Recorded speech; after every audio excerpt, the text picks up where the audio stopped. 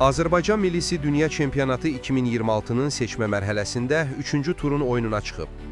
Gözaltı futbol aza istinadən xəbər verir ki, Ayxan Abbasovun daş məşqçisi olduğu komanda Fransanın qonağı olub. Parisdəki Parc des Princes stadionunda keçirilən maç yığmamızın böyük hesablı məğlubiyyəti ilə başa çatıb. 0-3. Hesabı ilk hissəyə artırılan ikinci dəqiqədə Kylian Mbappe açıb. 69-cu dəqiqədə Adrien Rabiot Mbappe'nin ötürməsini dəqiq baş zərbəsi ilə tamamlayıb.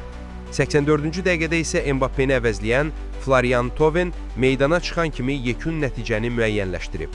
8 qolun vurulduğu kvartetin digər görüşündə Ukrayna səfərdə İslandiyaya 5-3 hesabı ilə qalib gəlib. Fransa millisi hazırda D qrupunda maksimum nəticə 9 xalla liderdir.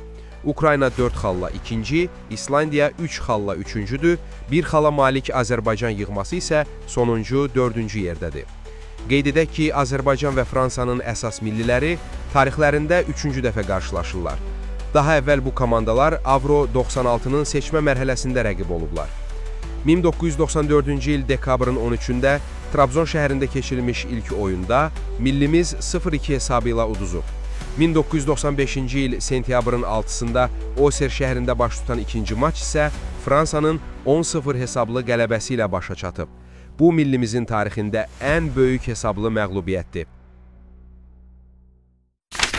Gündəlik hadisələrdən xəbərdar olmaq üçün bizi izləyin. Söz altında yox, göz altıda qalın.